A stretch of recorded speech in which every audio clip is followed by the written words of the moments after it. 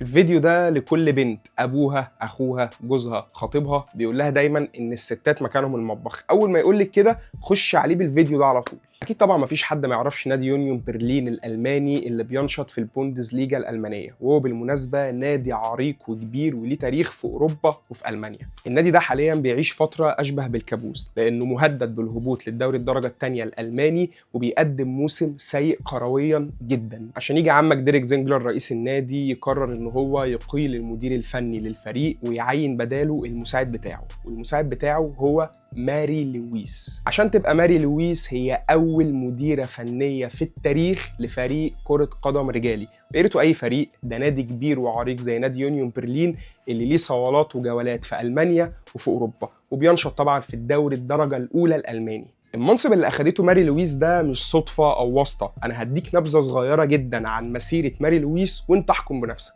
ماري لويس اعتزلت كرة القدم وهي عندها 26 سنة، وتخيل في المسيرة الصغيرة دي قدرت ان هي تكسب الدوري الألماني للسيدات أكتر من مرة، دوري أبطال أوروبا للسيدات، والأهم كاس العالم للشباب للسيدات تحت 19 سنة مع منتخب ألمانيا. أما بقى في 2019 بعد ما اتجهت للتدريب فهي مسكت فريق فيردر بريمن للشباب، وبعدها على طول الاتحاد الألماني استعان بيها إن هي تكون مساعدة لتدريب منتخب ألمانيا للسيدات تحت 19 سنة. والاهم بقى من كل ده ان هي في 2022 اخذت دوره تدريبيه من الاتحاد الالماني كانت بتضم 16 راجل، من ضمنهم داني رول مساعد فليك السابق، ولكن هي كانت السيده الوحيده اللي في الدوره دي. وقدرت ماري لويس ان هي تعدي من الدوره دي واخذت الرخصه التدريبيه المعتمده من الاتحاد الاوروبي اللي فيه مدربين كتير مصريين واوروبيين مش عارفين ياخدوها.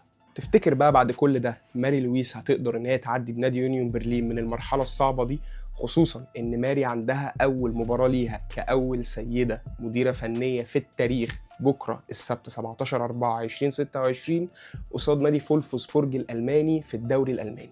ده بقى بالنسبه لماري لويس. اما انت اللي مكمله الفيديو لحد دلوقتي فانت مكانك المطبخ عادي.